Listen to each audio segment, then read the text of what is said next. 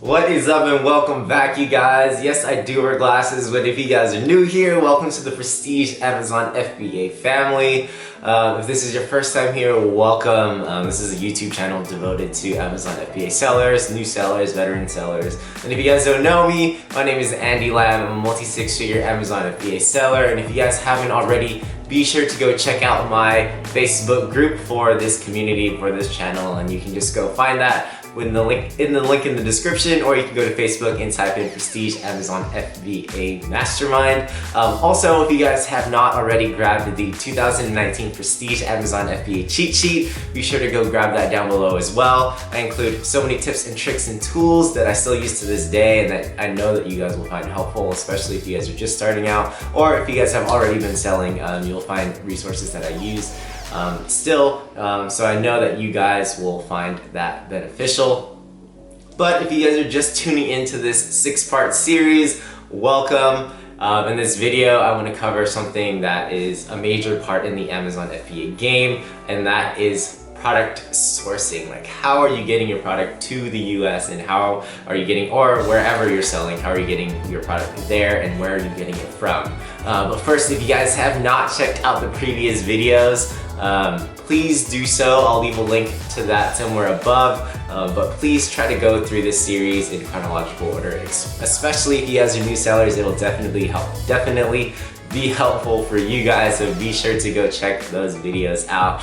This is part 3, so be sure to go check out part 1 and 2 before getting to this video, and I think that you guys will find that helpful. But without further ado, let's get into product sourcing. But chances are, if you guys are watching this video, you guys have already found your ideal product and the product that you guys plan to sell. Hopefully you guys have spent a lot of time doing your product research and finding your product with the most success, especially for your first product. That's something that I preached in the previous video, part 2 of the 6-part series. If you guys haven't watched that, be sure to go check that out. But be patient when you guys are doing your product research. It is the most important part when doing Amazon private labeling, so be sure to go check that out. Also, if you guys aren't subscribed yet, be sure to go subscribe. I plan to be dropping videos twice a week, and I'm sure you guys will benefit from these videos, especially if you guys are following along with the 6-part series. Just hit that notification bell as well, just so you know whenever I drop these videos. So stay tuned. But in product research, product sourcing, this is highly dependent on the type of item that you sell and the niche that you sell your items in. For example, if you guys are selling things like, or trying to sell things like supplements or topical creams or things like that, a lot of those items and a lot of those category of items need to be sourced within the United States. And that is just because of the United States regulations for, what comes in and out and what can be sold in the US market. And also, that is just the terms of services for Amazon. So be sure, if you guys are looking into selling those types of items, be sure to go do your product research beforehand, or do the research for those items to see if those items need to be sourced within the US. And there's definitely benefits to sourcing within the US. But for most of us sourcing the majority of the products, a lot of these will be sourced from overseas, like countries like China, Vietnam, India, and similar countries. Now, how do you do that? How do you contact people from overseas, and how do you find these manufacturers to make the specific items that you're interested in and the items that you found and you've done product research on? And that is through Alibaba. Now, Alibaba, if you do not know what Alibaba is, you should, and you will become more familiar with it. But Alibaba is a huge website. It's very similar to Amazon, but if you think about it, it's like Amazon for suppliers for the most part. Alibaba was created by this genius named Jack Ma. If you guys do not know Jack Ma, be sure to Google Jack Ma. He is huge in China, one of the richest men, if not the richest man in China. But be sure to go check him out. I'm not plugging him, but be sure to go check out Jack Ma. But Alibaba, what is Alibaba? Alibaba acts as the bridge for everyday sellers like you and me trying to get into the Amazon game. Not necessarily specifically, but this acts as our bridge to direct suppliers and manufacturers overseas For example, if you were looking to sell a aluminum water bottle, you could visit Alibaba, type in, aluminum water bottle, and thousands upon thousands of suppliers will populate, and they will be not at your disposal, but they will be a resource to you. And what you can do from there is contact all of these suppliers just to be able to, get quotations from them and get details from them, as opposed to if they're selling the product that you want to sell, or aluminum water bottles, for example. And this is not just something that small sellers like you and I do. Eventually we'll become big sellers, but this is not just something that small brands and small companies like you and I do.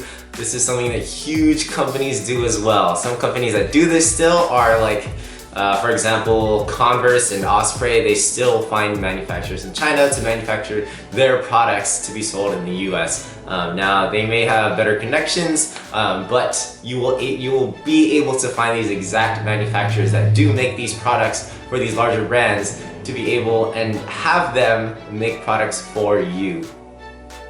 Now, if you guys didn't watch the previous video, I highly recommend that you guys, when you guys are sourcing and when you guys are contacting manufacturers, be sure to contact multiple. For example, if you were to sell aluminum water bottles, do not stop at the first supplier that you see. I highly recommend contacting at least 10 of these suppliers. Make sure they're different suppliers or manufacturers as well. Check out their names, make sure their names are matching, but be sure to go contact them, at least 10 of them. Chances are maybe 70% of them will reply, 50% of them will try to rip you off, and there's probably going to be 1 or 2 out of the 10 that will be helpful to you in getting your product within the margins that you're looking for. So be prepared to negotiate, especially when you guys are contacting these manufacturers. It is part of the Amazon FBA game. Just being able to negotiate with these manufacturers will be a huge part in helping you get to the profit margins that you're looking for.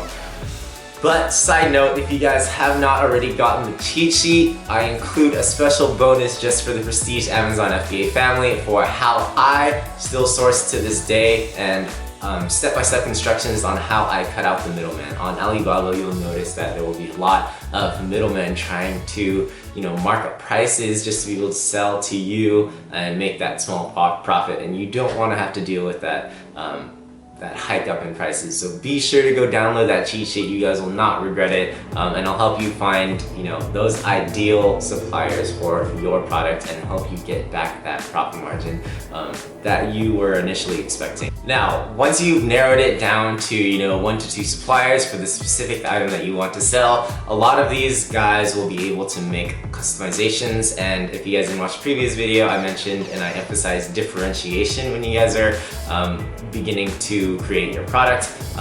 You want to be able to work with people that are willing to work with you. So if you have your product in mind and you've already kind of figured out exactly how you want your product to be presented, make sure that these manufacturers can fulfill those needs. You have your idea of how you want to differentiate, so be sure that they are able to make these changes for you. For example, a logo printing on the water bottle, or really nice packaging, or if you want to include any bonuses or any additional items to bundle your primary item with, be sure that they're able to do this.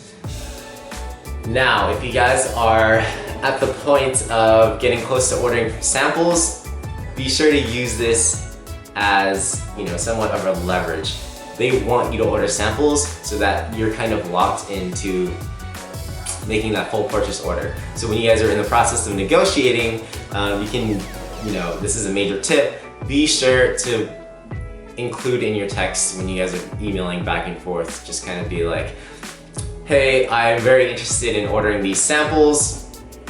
Is there any way you could lower the cost further? My team has a product price target that we're trying to meet, and we would love to move forward with samples. If you guys are able to, lower your prices a little bit, we would love to make this order for the initial sample just to test out the product.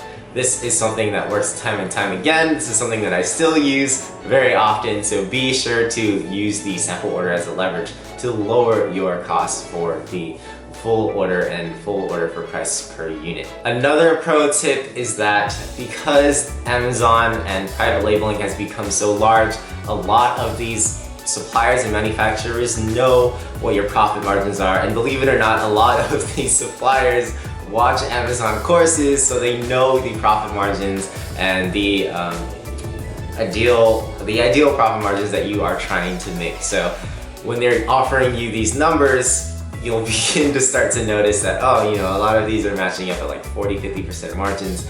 But do not stop there. If you guys can get more profit margin or a larger profit margin for these items, be sure to try to haggle that way. A lot of these guys will, you know, drop random numbers, and you know, they'll try to get as much money as they can from you, but be sure to take your time and, you know, as with product research, be patient, but as with negotiating for product sourcing, be sure to be patient as well. The longer you're in communication with them, the better the deal you will get. So do not stop at that 30-40% margin, because that's usually what they'll target you at. Aim higher. If you can get higher, go for it. Also, when you're reaching out to these suppliers, definitely try to sound as professional as possible.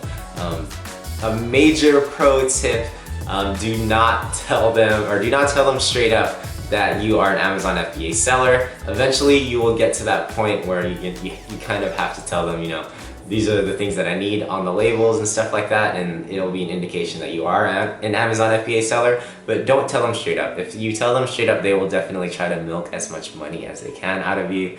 So when you're contacting these guys, try to sound like a large corporation. That is a major tip just for you guys, just for the Prestige fam, but this is something that I do very often, and when I'm reaching out to these guys, you know, in my template that I give to my students, you know, it includes kind of something along the lines of, you know, hi, my name is Andy, I represent a large corporation.